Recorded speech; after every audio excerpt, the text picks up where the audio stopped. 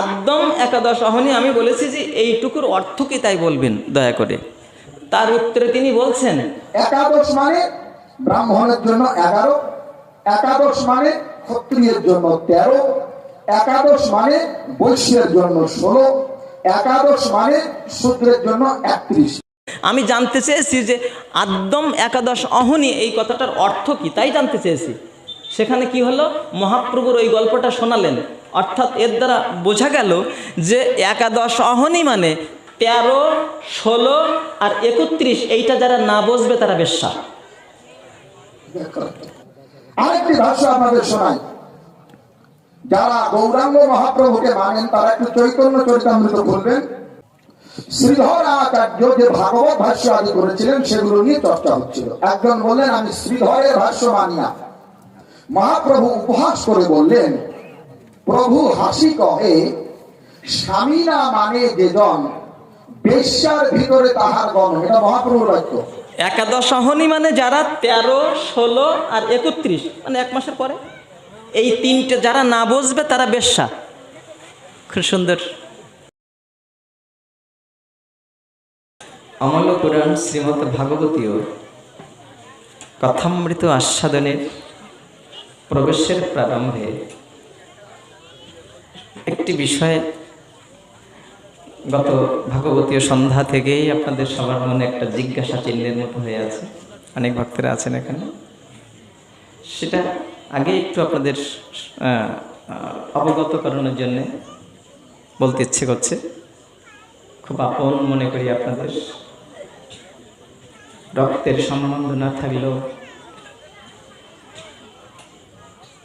আত্মার আত্মীয় মনে করি যারা, আমার মহাপ্রভুকে যারা ভালোবাসেন, যারা গৌর গোবিন্দের চরণে যারা ভক্তি শ্রদ্ধা নিবেদন করেন, তাদের সাথে একটা অভিন্ন হৃদয়ের সম্বন্ধ। তাই আমাদের সবার দাবি নিয়ে আপনাদেরকে জানিয়ে গিয়েছিলাম গত সন্ধ্যায় পরাণপুরস্থ সনাতন ধর্মসভায়, তারা নিমন্ত্রণ করেছিলেন, গিয়েছিলাম। গিয়ে ওখানে কমিটিতে যারা ছিলেন তাদেরকে বললাম যে আমাদের কোনো কথা বলার সুযোগ আছে কিনা।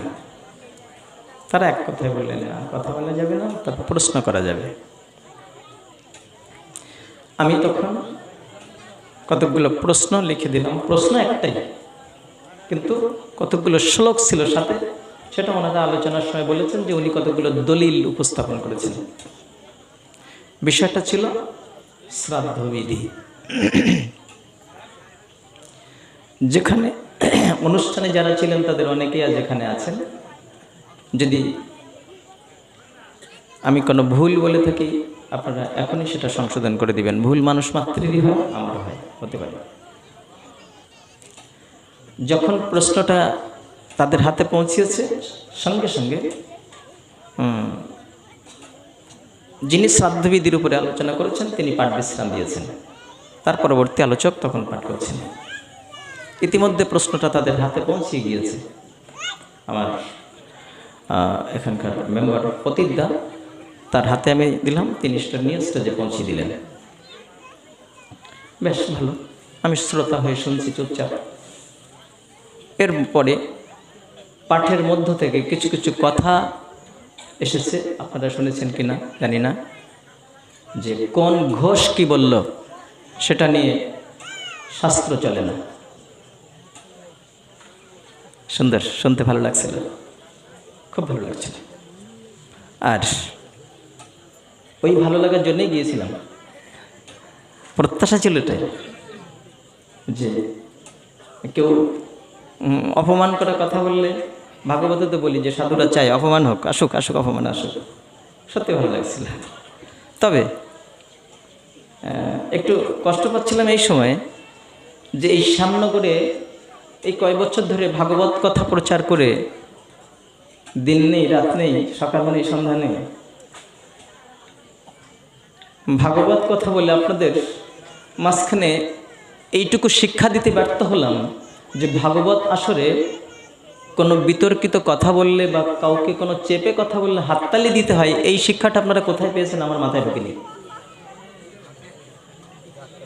এই অশ্লীলতা এই শ্যামনগরের ভক্ত সন্তান যারা যারা সনাতন ধর্মের মানুষের ঘরে যাদের জন্ম হয়েছে, তারা ভাগবত আসরে গিয়ে হরিধ্বনি না করে, ভগবানের নাম বলে আনন্দ প্রকাশ না করে, হাততালি দিয়ে যখন কোনো বিতর্কিত আলোচনা হচ্ছে, একটা পক্ষ নিশ্চয়ই সেখানে অধিকার বিচ্যুত হচ্ছে বা হয়তো তারা কষ্ট পাচ্ছে, হতে পারে, সেই সময় আর এক পক্ষ হাততালি দেবে, অর্থাৎ কাউকে শাসন করা হচ্ছে আর আরেকজন হাততালি দিয়ে আনন্দ প্রকাশ করছে, এটা কতটা বর্বরতা এটা আমার মাথায় ঢুকেনি।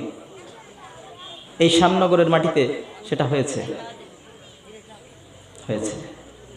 যাক, ভালো লাগলো, সেটাও ভালো লাগলো, শুনছিলাম বসে বসে। পরানপুরের মাটিতে হয়েছে, বেশ, একবার না একাধিকবার হাততালি দিয়ে, হাত উঁচু করে হাততালি দিয়ে কোনো বিতর্কিত আলোচনায় ভক্তরা সুন্দরভাবে সমর্থন জানিয়েছে। আচ্ছা, তারপরে গরুড় পুরাণ নিয়ে আলোচনা আসলো যে গরুড় পুরাণে কি লেখা আছে সেইটা সিদ্ধান্তে আসবে না। বেশ, তাহলে বুঝলাম 18খানা পুরাণ দুর্বল। কেন না, তিনি সিদ্ধান্ত দিচ্ছেন যে স্মৃতির সাথে যদি পুরাণের বিরোধ হয় তাহলে স্মৃতি প্রাধান্য পাবে, আর বেদের সাথে যদি স্মৃতির বিরোধ হয় তাহলে বেদ প্রাধান্য পাবে। খুব সুন্দর কথা। বেদ হচ্ছে সনাতন ধর্মের মূল ধর্মগ্রন্থ, তারপরে তারা বলছে যে স্মৃতি প্রাধান্য পাবে,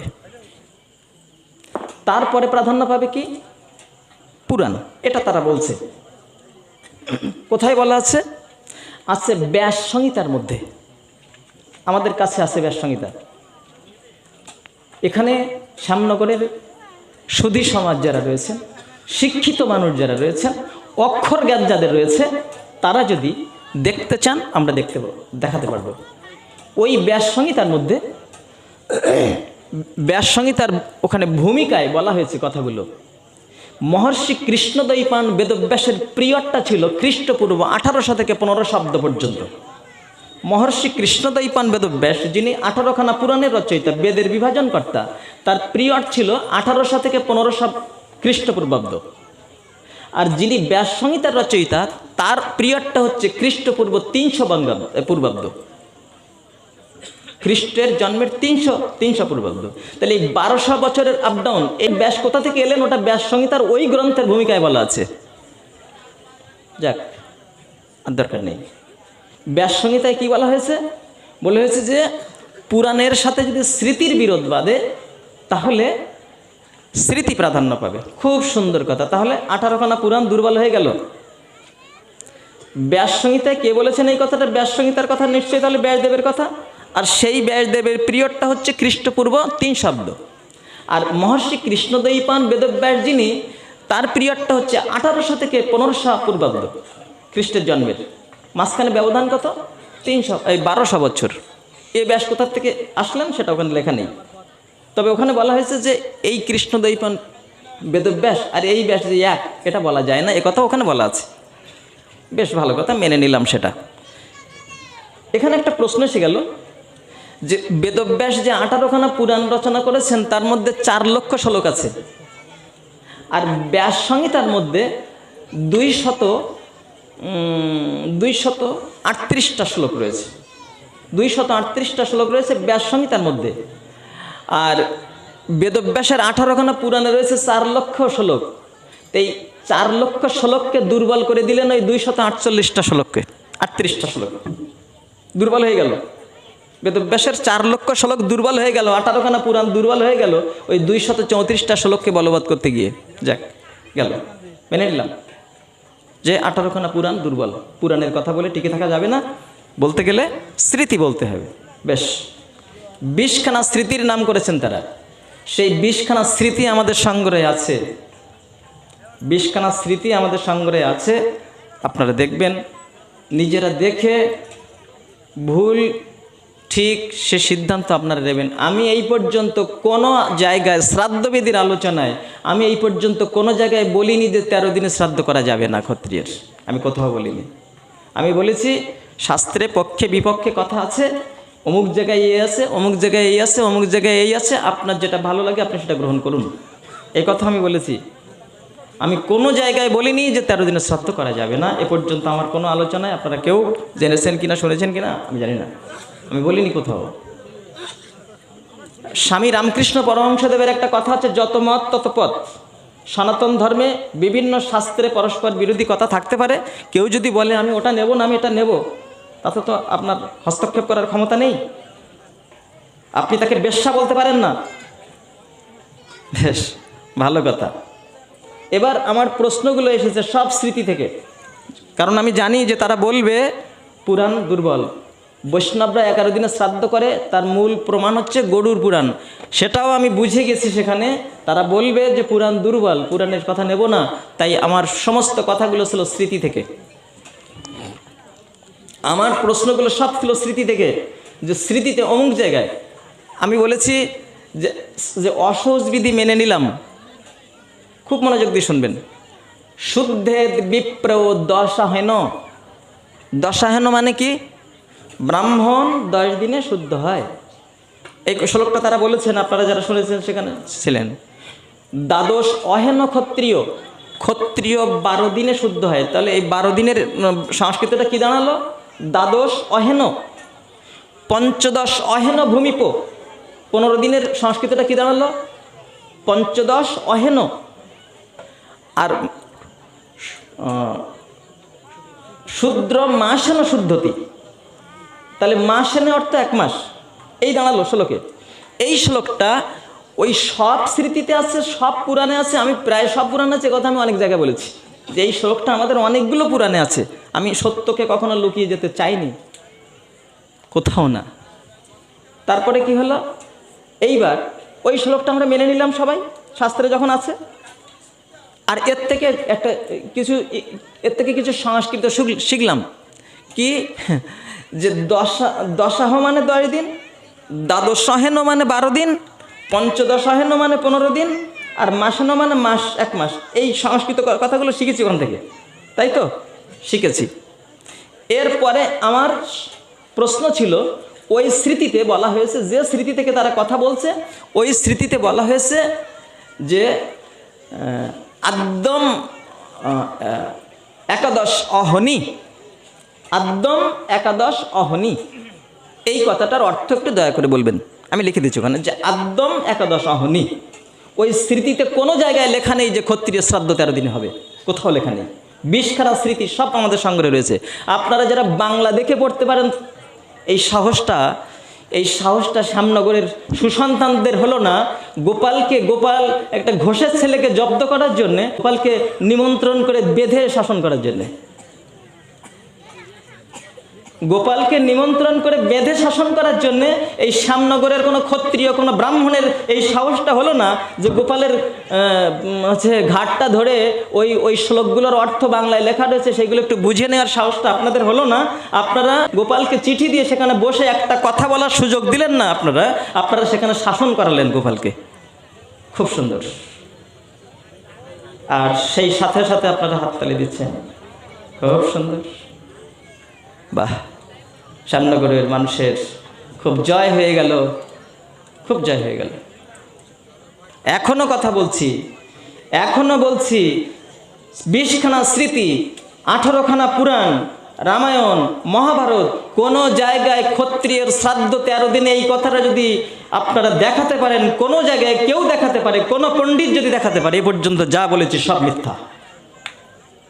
এখনো বলছি, আপনারা সেটা বুঝে নিন, আমার কাছ থেকে দেখে নিন নিজে চোখে।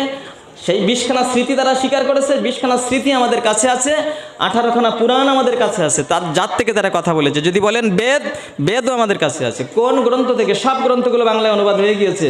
আপনারা তো শিক্ষিত মানুষ, যদি বাংলা পড়াটা দেখে বুঝে নেওয়ার মতন এই যোগ্যতা না থাকে আমাদের, তাহলে সার্টিফিকেটগুলো কি করবেন সেটা আপনারা জানেন। যা বলবে তাই শুনবো, নাকি নিজে চোখে দেখার মতন একটু সুমতি আমাদের হবে না? তাহলে এবার যা করবেন সব কিছু ওই যারা সিদ্ধান্ত ভালো দিতে পারে, যারা ভালো পণ্ডিত আছে তাদের কাছ থেকে শুনবেন, গেল। এরপরে আমি বললাম যে রামায়ণে, ওখানে আমার শ্লোক সহ লেখা রয়েছে যে রামায়ণের এত নম্বর অধ্যায়ে এত নম্বর শ্লোকে এই কথা বলা আছে। কি বলা আছে সেটা আমি ওখানে শ্লোক লিখে দিয়েছি যে বাল্মীকির রামায়ণে অযোধ্যাকাণ্ডের ৭৭ অধ্যায়ের ১ নম্বর শ্লোকে বলা হয়েছে, ভূমৌ দশহং বেনয়ন্ত দুঃখম। ভরত 10 দিন পর্যন্ত ভূমিতে শয়ন করেছিলেন দুঃখ অসৌচ পালন করার জন্য। কে? ভরত, দশরথের পুত্র। তারপরে বলা হয়েছে, আমি এটা লিখে দিয়েছিলাম ওই প্রশ্নের কাগজে, তত দশাহে অতি গতে কৃত অশৌচ নৃতাত্মজ দ্বাদশে অহনি সম্প্রাপ্তে শ্রাদ্ধ কর্মণ্য কারয়ত। তিনি তত দশাহে অতি গতে, দশাহ পার হয়ে গেলে তিনি কৃত অশৌচ হলেন। দ্বাদশে অহনি, দ্বাদশে অহনি মানে কি? এতদিন ধরে কি শিখলাম? ওই শ্রাদ্ধবিধিতে কি শিখলাম? ওই অশৌচ বিধিতে দ্বাদশ অহনি মানে কি শিখেছি? 16 দিন নাকি 14 দিন 13 দিন? কয়দিন? দ্বাদশ অহনি মানে কয়দিন? 12 দিন। বলছে দ্বাদশে অহনি সম্প্রাপ্তে শ্রাদ্ধ কর্মান্য কারয়ত। বাল্মীকির রামায়ণ অযোধ্যাকাণ্ড ৭৭ অধ্যায় 1 নম্বর শ্লোক। ভরত 12 দিনে বাবা শ্রাদ্ধ করলেন। বেশ, আর একটা প্রমাণ দিয়েছি যেটা লেখা রয়েছে মহাভারতের আশ্রমবাসিক পর্বে 42 অধ্যায়ে 16 নম্বর শ্লোক, বেদব্যাসের মহাভারত। আমি এটা লিখে দিয়েছিলাম। কি সেখানে লেখা আছে? দ্বাদশ অহনি তেভ্য সকৃত অশৌচ নরাধীপহ দদৌ শ্রাদ্ধানি বিধিবৎ দক্ষিণাবন্তী পাণ্ডব। বিধিবৎ বলেছেন, তিনি বিধি অনুযায়ী করেছেন। বিধিবৎ দক্ষিণাবন্তী পাণ্ডব, ওই পাণ্ডবরা দ্বাদশ অহনি তেভ্য। দ্বাদশ অহনি মানে কি শিখেছি? 12 দিন। কারা করিলেন? ওই পাণ্ডবরা। যুধিষ্ঠির মহারাজ করেছিলেন, ধৃতরাষ্ট্র, গান্ধারী, পাণ্ডু 3 জনের শ্রাদ্ধ করেছিলেন। এখানে শ্লোকে রেখা হয়েছে দ্বাদশ অহনি। ওখানে অর্থে 13 দিনে করা, দ্বাদশ গত হলে 13 দিনে এরকম করা আছে। কিন্তু দ্বাদশ অহনি মানে এতদিন ধরে কি শিখলাম? তাহলে ওই অশৌচের শ্লোকগুলো বা সপ্ততালে পাল্টে যাবে। এতদিন ধরে এই অশৌচের যে শ্লোকগুলো শুনলাম ও সপ্তাহে পাল্টে যাবে। শ্রাদ্ধবিধিতে এসে ওখানে শ্লোকে, মূল শ্লোকে বলছে দ্বাদশ অহনি। আমি লিখে দিয়েছি সেখানে। গেল। সেটা দেখে তার উত্তর কি দিলেন তিনি? তার উত্তর দিলেন যে ওই দৃষ্টান্তটা কোনো সিদ্ধান্ত নয়, এটা হচ্ছে দৃষ্টান্ত, এটা কোনো সিদ্ধান্ত না। তাহলে এটা দৃষ্টান্ত, এটা দৃষ্টান্ত যে ইয়ে করেছে, ভরত করেছে, সেটা বললেন যে ওখানে কে পৌরোহিত্য করেছে, তারপরে কয়দিন কোথায় ছিল সেটা ভালো করে জানতে হবে, এটা উনি বললেন। বেশ, তারপরে এই যে রামায়ণের যেটা বললাম ভরত করেছে, এটা তার উত্তরে আসলো যে ও দৃষ্টান্তটা সিদ্ধান্ত নয়। আচ্ছা, আরেকটা কথা আসলো কি, ওই যে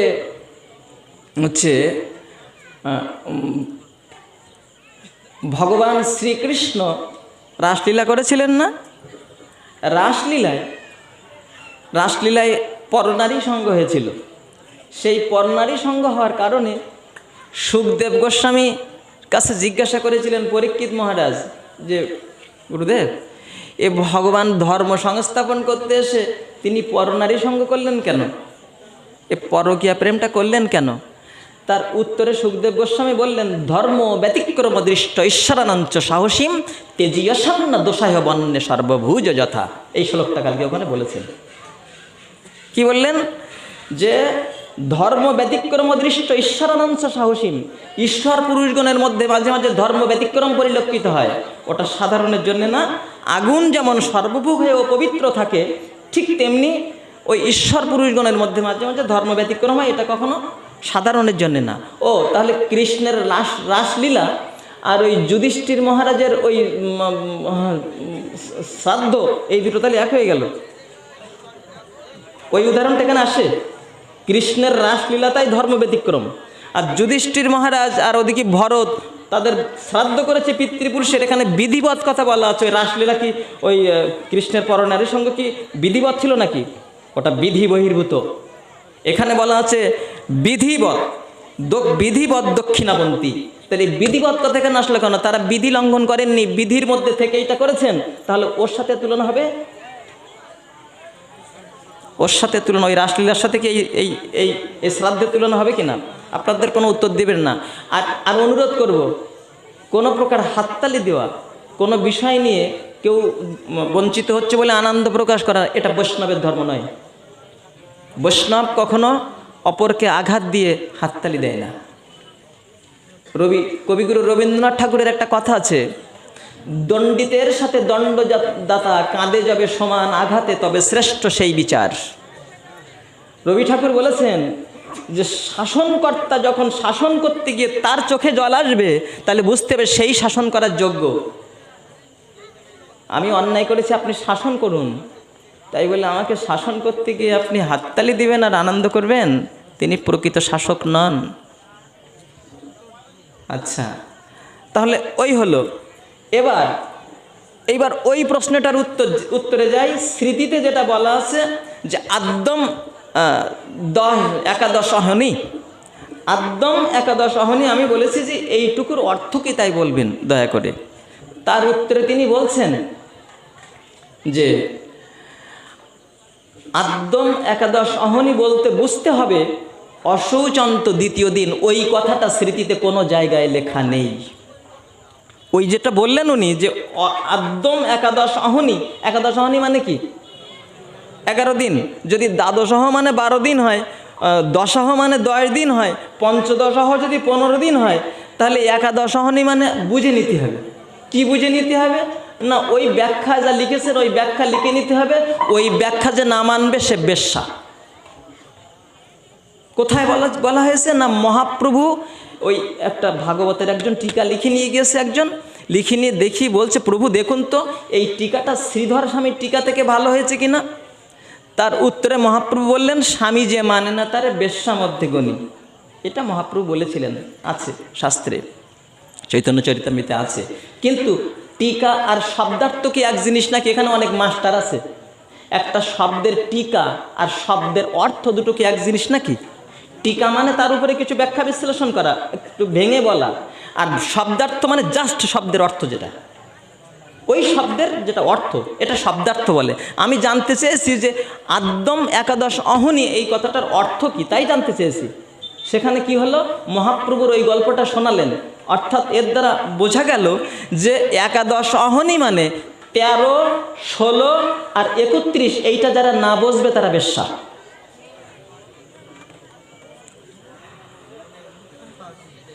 একাদশ অহনি মানে যারা 13, 16 আর 31, মানে 1 মাসের পরে, এই 3টে যারা না বুঝবে তারা বেশ্যা। খুব সুন্দর শুনে চলে আসলাম। ওই কথার সাথে এই কথাটা আসলো, মহাপ্রভুর ওই দৃষ্টান্তটা এইখানে আসলো যে একাদশ অহনি মানে কি, এটা জানতে চাওয়ার অর্থে এটা আসলো। স্মৃতিতে আপনারা অশৌচন্তে দ্বিতীয় দিন এই কথাটা স্মৃতিতে কোনো জায়গায় লেখা নেই। ও ব্যাখ্যা করেছে ব্রাহ্মণরা ব্যাখ্যা করে 3টি বর্ণকে অধিকার বিচ্যুত করেছে। বেদের মধ্যে কোনো জায়গায় ওই বর্ণ বিভাজন, গতকালকে ওখানে উত্তর দিলেন, শেষে যিনি আলোচনা করছিলেন তিনি উত্তর দিলেন। তার কাছে একটা প্রশ্ন করা হয়েছিল যে ব্রাহ্মণকে, তার উত্তর তিনি দিয়েছেন যে সর্বেষু বর্ণেষু তুল্যাসু পত্নীস্ব অক্ষত জনিষু আনুলম্বেন সম্ভূত যাত্রা জ্ঞাস্ত এবতে, এই উত্তর দিয়েছেন। কথাটা কোথায় আছে? মনু সংহিতার 10ম অধ্যায় শ্লোক সংখ্যা 5 আছে, সেটা আছে। এর অর্থ কি দাঁড়ায়? এর অর্থ দাঁড়ায় যে ব্রাহ্মণের ঔরসে, ব্রাহ্মণীর স্ত্রীর গর্ভে জন্ম হলে সে ব্রাহ্মণ। এইটা উত্তর দিয়েছেন, ওই প্রশ্নের উত্তর এটা দিয়েছেন। বেশ, তো ভালো কথা। তো ওটা যখন উত্তর দিলেন, তাহলে ওই মনুসংহিতার 2য় অধ্যায়ের শ্লোক সংখ্যা 168, সেটা একটু বলা প্রয়োজন ছিল না? সেখানে কি বলা আছে?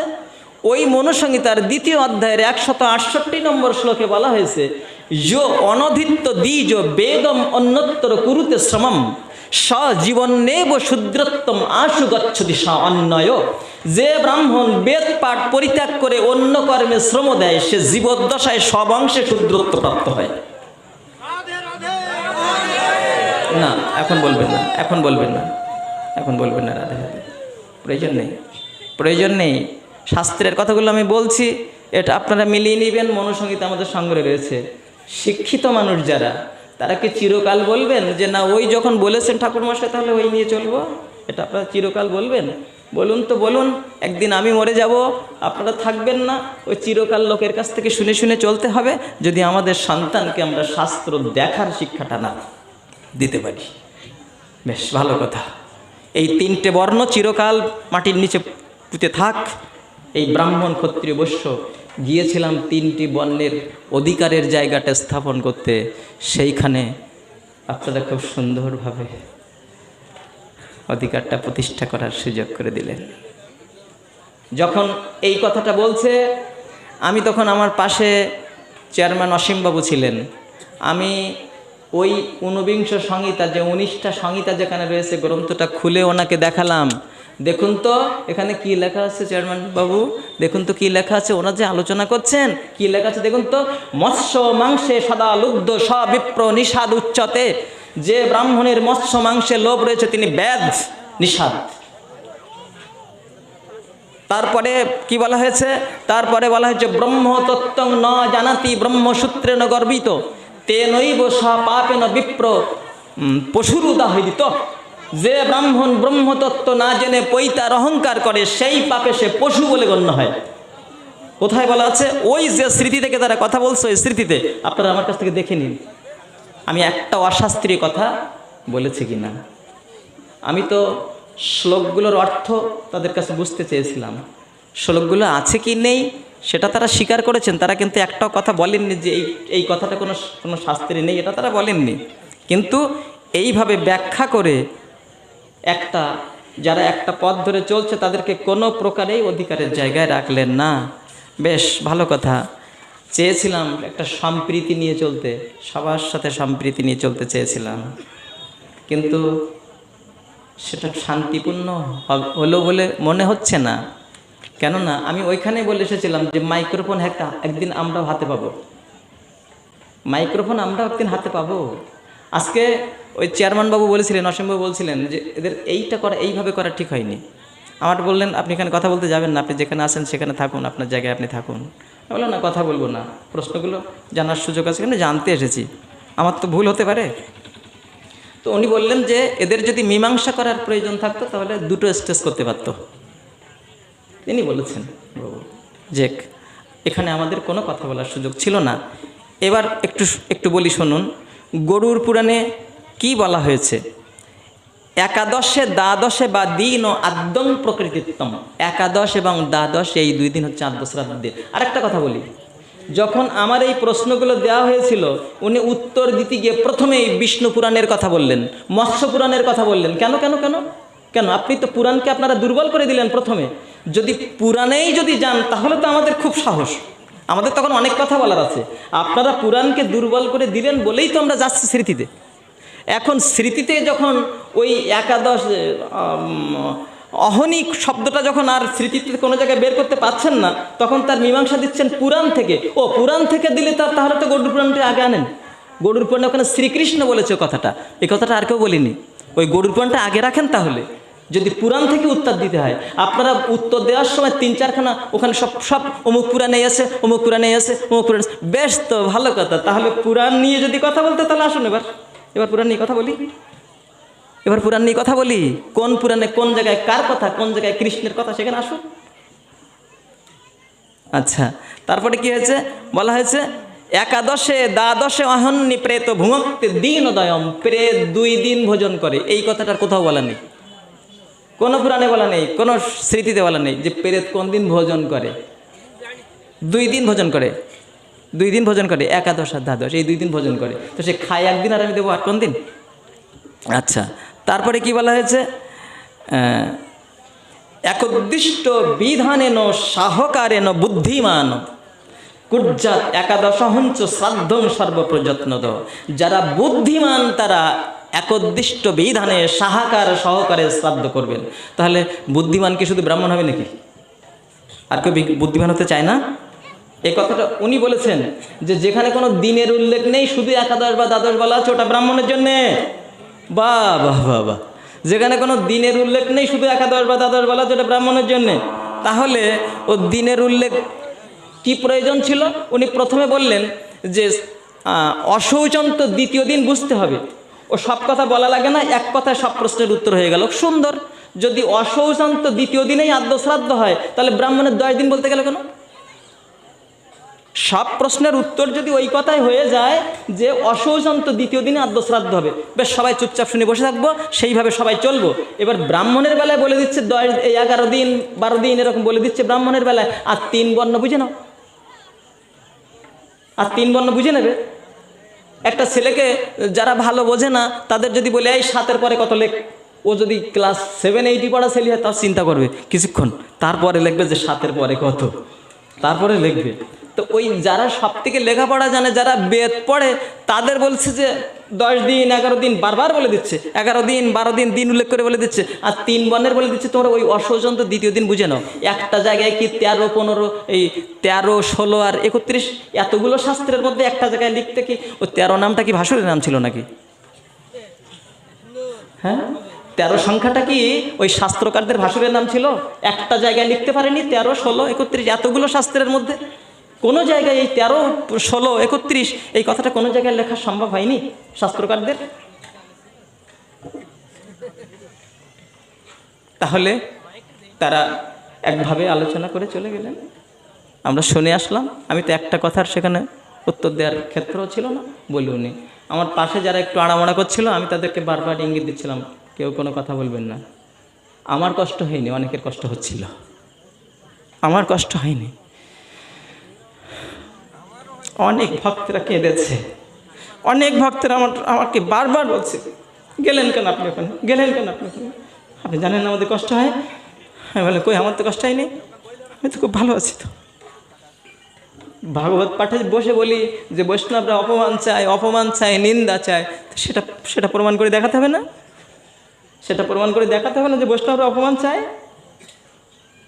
হ্যাঁ,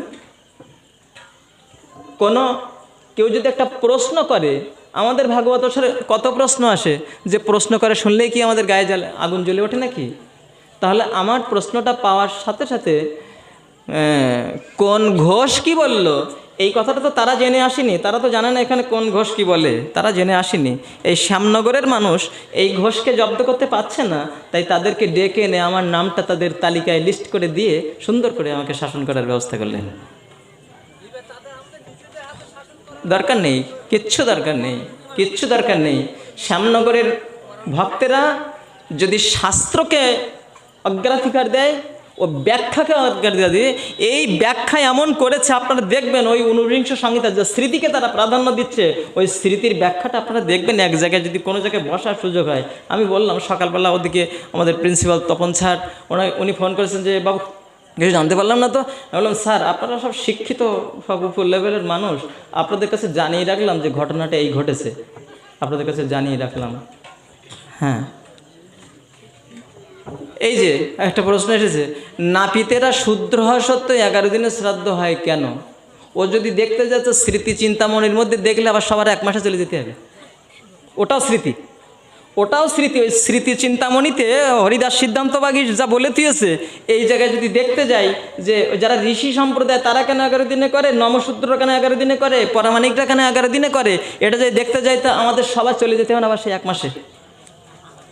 ওই স্মৃতির ব্যাখ্যা যদি দেখতে চাই, আপনারা ব্যাখ্যা দেখতে চান না মূল শ্লোকে কি লেখা আছে সেইটা? ওই একাদশহ, দ্বাদশহ, পঞ্চদশহ এই অপশব্দটা তো সহজ পরিচিত হয়ে গেল। তো এইটার আবার ব্যাখ্যা কেন এরকম হচ্ছে যে ওটা বুঝে নিতে হবে? একাদশহ মানে বুঝে নিতে হবে, যে যদি বুঝে না নেয় তাহলে সে বেশ্যা হবে।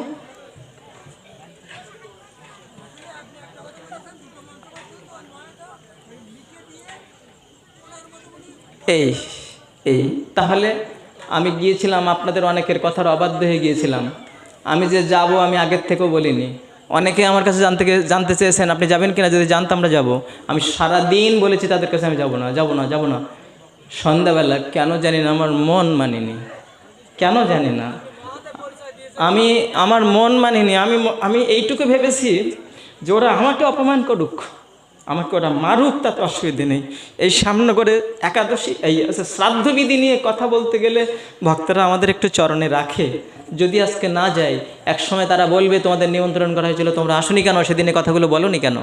আমরা সেখানে গিয়েছি, আমাদের হাতে মাইক্রোফোন দেয়নি, আমাদের কথা বলার সুযোগ দেয়নি, এটা আপনাদের জানালাম। হ্যাঁ, জয় নিতাই, জয় গৌর হরি বল, জয় শ্রী রাধে। আপনারা কেউ অধৈর্য হবেন না, কোনো পক্ষপাতিত্বের কথা আমি বলতে চাই না। আবারও বলছি, যার যার বাবা মার শ্রাদ্ধ সে কোন দিনে করবে সেটা বড় কথা, সেটা বড় কথা নয়। আপনি ইচ্ছা করে শ্রাদ্ধ করতে পারেন, নাও করতে পারেন, তবে এই কথাটা আজকে আবার দৃঢ়ভাবে বলছি, 13 দিনে ক্ষত্রিয় শ্রাদ্ধ করতে হবে, আর 16 দিনে বৈশ্য শ্রাদ্ধ করতে হবে, 1 মাসের পরে গিয়ে শূদ্রের শ্রাদ্ধ করতে হবে। এই কথাটা কোনো শাস্ত্রে ওইভাবে দিন উল্লেখ করে লেখা নেই, নেই কোথাও শাস্ত্রে, কোনো শাস্ত্রে। যদি কেউ দেখে প্রমাণ পেয়ে থাকেন তাহলে করবেন, আর যদি বলে না ওই অমুক চক্রবর্তী বলে গেছে তাই করবেন, তাহলে সেটা করবেন তার কথা মতো। ও আপনার বাবা মার বিষয়টা তিনি বুঝবেন, আত্মার কল্যাণটা। তারপরে আরেকটা গ্যারান্টি দেওয়া কথা বলে এসেছে, যেটা ওই স্মৃতিতে বলা আছে, যে প্রেতের উদ্দেশ্যে 11 দিনে শ্রাদ্ধ না হয় সে প্রেতের প্রেতত্ব মুক্তি হয় না। 11 দিনে বৃষুৎসর্গ, ওই বৃষুৎসর্গটা শ্রাদ্ধের একটা পর্ব। এই কথাটা আমাদের গরুর পুরাণেও বলা হয়েছে যে একাদশহে প্রেতস্য যস্যত সৃজ্যেয়তে ন বৃষহ প্রেতত্বং সুস্থিতং তস্য দত্তই শ্রাদ্ধ শতৈরপি। যে প্রেতের উদ্দেশ্যে 11 বৃষুৎসর্গ না হয়, ওই প্রেতের উদ্দেশ্যে 100 শ্রাদ্ধ করলেও আত্মার বিমুক্তি ঘটে না। 100 শ্রাদ্ধ করলেও, এইরকম নিশ্চয়তা দিয়ে আর কোথাও বলিনি। এই শ্লোকটা আবার ঠিক এইরকম একটু পরিবর্তন করে স্মৃতিতেও আছে। তাহলে স্মৃতি তো 11 দিনে বৃষ উৎসর্গ করতে। তাহলে এক কাজ করুন, ওই বৈশ্য শূদ্র ক্ষত্রিয় যারা, এদের বৃষ উৎসর্গের পর্বটা আগে মিটিয়ে নিয়ে তারপর শ্রাদ্ধের দিনটা বলুন। ও বৃষ উৎসর্গটা শ্রাদ্ধের একটা অঙ্গ, বলুন তো। উনি বিষ্ণু পুরাণ থেকে যে সিদ্ধান্তটা দিলেন যে আমাদের ওই আদ্যম একাদশহনি বলতে গিয়ে বিষ্ণু পুরাণের নাম টেনে আনলেন। বিষ্ণু পুরাণে বলা হয়েছে যে ওই শ্রাদ্ধের মধ্যে 11 দিনে 11 জন ব্রাহ্মণ ভোজন দিতে হবে। বেশ, খেয়ে নেবেন তো আপনারা, আমার শ্রাদ্ধ হবে না, শ্রাদ্ধ করবো না, আপনারা খেতে আসবেন তো। 11 দিনে অজুঙ্গ সংখ্যক ব্রাহ্মণ ভোজন দিতে হবে, ওটা বলা আছে, ওই বিষ্ণু পুরাণে বলা আছে। এখন পুরাণ যদি আপনারা মানেন, ওই যখন যেটা সুবিধা হচ্ছে তখন সেটা টানছেন কেন? যদি পুরাণ থেকে বলেন তাহলে আসুন পুরাণ থেকে কথা বলি। যদি বলেন না পুরাণ দুর্বল, স্মৃতি নেব, তাহলে স্মৃতি থেকে কথা বলো। তখন আর পুরাণে মোটে গেলে হবে না, তখন মোটেও পুরাণে গেলে হবে না, স্মৃতি থেকে মীমাংসায় আসতে হবে। আবার যদি বলি যে না স্মৃতি দুর্বলে বেদ মানবো, তাহলে বেদের বাইরে যেতে পারবেন না, ওই বেদের থেকে মীমাংসা আসতে হবে। যদি বেদে কোনো বিষয় না পাওয়া যায় তখন অন্য কথা। যদি বলি বেদ থেকে, তাহলে বেদ থেকে কথা বলবেন। বেদের মধ্যে এখনকার মতন বর্ণ বিভাজন ছিল না। তখনকার দিনে গুণ অনুযায়ী কর্ম বিভাজন হতো। ও ব্রাহ্মণের ছেলে হলেই যে ব্রাহ্মণ হবে এই কথা বেদ স্বীকার করিনি, ঋগ্বেদের মধ্যে ও স্বীকার করিনি। আমাদের বৈদিক বর্ণ বিভাজন ওটা ছিল না। ওটা রাজা বল্লাল সেনের সময় থেকে রঘুনন্দন ভট্টাচার্যই এই ইন্ধন জুগিয়েছেন এই বর্ণ বিভাজনের এই বিষয়টাই। এত সব আমাদের সনাতন ধর্মের জাতিভেদ এত করেছেন, এবং ওই নিচু বর্ণকে একেবারে মাটির তলায় এইভাবে রেখেছেন। আর বিশেষ করে শূদ্র যারা, শূদ্রেরকে এমন কাজ করেছেন তো শূদ্র বুঝি মানুষের মতো না। কেন জানেন? ওই স্মৃতিতে বলা হয়েছে ব্রাহ্মণ গাছে ফল পাড়তে উঠেছে, আর শূদ্র যদি এই গাছের শিকড়ে স্পর্শ করে তাহলে ব্রাহ্মণের দেহ এমন অপবিত্র হওয়া হবে যে ব্রাহ্মণকে সবস্ত্রে স্নান করে এসে তাই শুদ্ধ হতে হবে। ওই স্মৃতিতে লেখা আছে। আপনারা তো খুব সবাই স্মৃতির কথাগুলো খুব সুন্দর শুনলেন এবং সবাই আনন্দ করলেন, বাহ, এই তো সুন্দর পরিষ্কার করে বলছে, তো এই শাস্ত্রের কথা বলছে, এতগুলো শাস্ত্রের উদ্ধৃতি দিয়েছে, তারপরেও মানুষ বিশ্বাস করে না। বেশ, তো সেই স্মৃতিগুলো ভালো করে দেখবেন, খুব ভালো করে দেখবেন স্মৃতিতে কিভাবে বর্ণ বৈষম্যের মানে তলোয়ার চালানো হয়েছে, তলোয়ার চালানো হয়েছে স্মৃতি।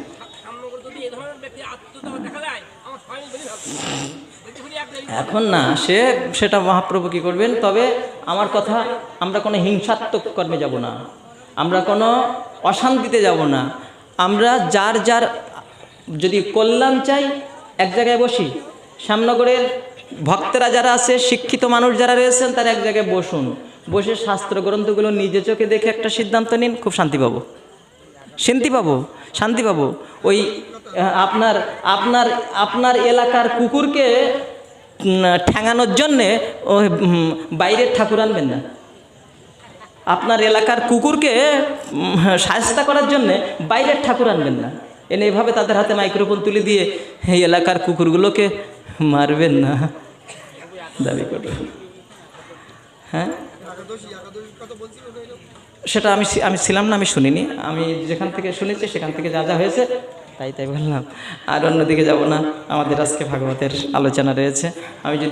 আমি যদি কোনো কষ্ট দিয়ে থাকি কাউকে, আমি যদি কোনো কারোর মনে আঘাত দিয়ে থাকি, ক্ষমা চেয়ে নিচ্ছি আপনাদের চরণ স্পর্শ করে।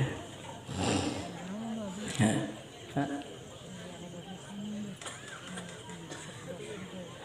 তারপরে এই যে ভাগবত থেকে একটা শ্লোক নিয়েছেন যে ধর্ম ব্যতিক্রম দৃষ্ট ঈশ্বরানঞ্চ সাহসী। বাবা বাবা, খুব সুন্দর হয়েছে যে ভগবান ধর্ম ব্যতিক্রম ঘটালেন। ওই রাসের কত শ্লোকটা নিয়েছে ওই ভাগবতে, তাহলে একটু ভালো করে নিন। ভাগবতে আরও কিছু শ্লোক প্রয়োজন হবে না। ভাগবতে আর একটা শ্লোক নিয়েছে ওই আলোচক মহাশয়, বলছে অনুভ্যস্য মহাদেব্যস্য শাস্ত্রেব্য কুশল নরহ সর্বত সারমাদাদ্দাত পুষ্পব্য ইব ষটপদই। এই শ্লোকটা উনি ভাগবত থেকে নিয়েছেন। বাহ, খুব ভালো কথা। তাহলে ভাগবতের এই শ্লোকটা একটু নিন দয়া করে। কোনটা? যে যস্য জল্লক্ষণং প্রত্যং পুংসবর্ণ অভিব্যঞ্জকম যদন্য ত্রাপ দৃশ্যতে তত্ত্বে নৈব বিনির্দেশের। যার মধ্যে যে বর্ণের লক্ষণ দেখা যাবে সে সেই বর্ণের। ওটা ভাগবত আছে যে বাবা, ওটা ভাগবত আছে তো। আপনার যেখান থেকে যেটা সুবিধা হচ্ছে সেখান থেকে সেইটা নিয়ে আর একজনকে একটু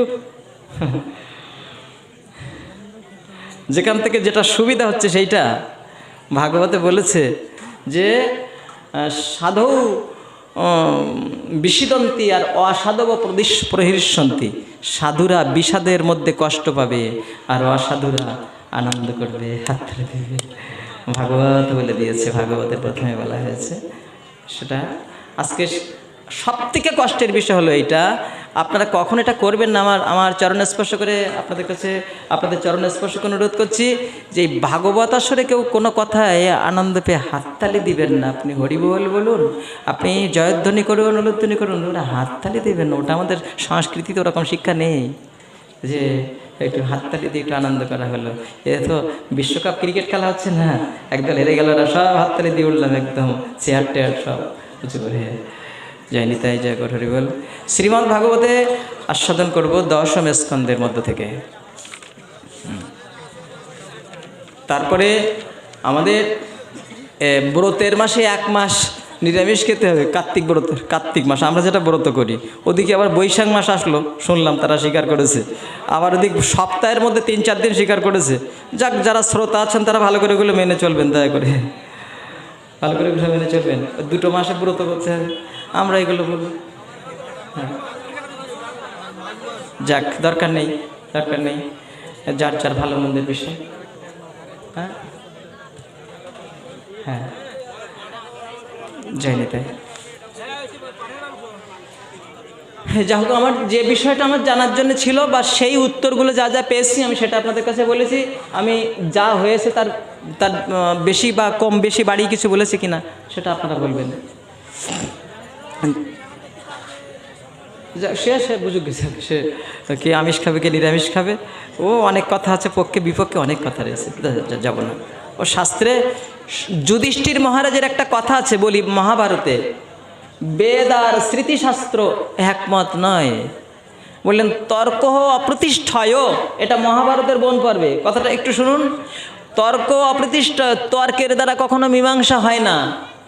না সব ঋষির যশন মতং ভিন্নম, যারা ভিন্ন মত পোষণ করলেন না তারা ঋষি না। ধর্মস্য তত্ত্বং নিহিতং গুহায়াং, ধর্মের তত্ত্ব অতি রহস্য আবৃত। তাহলে এবার কি হবে?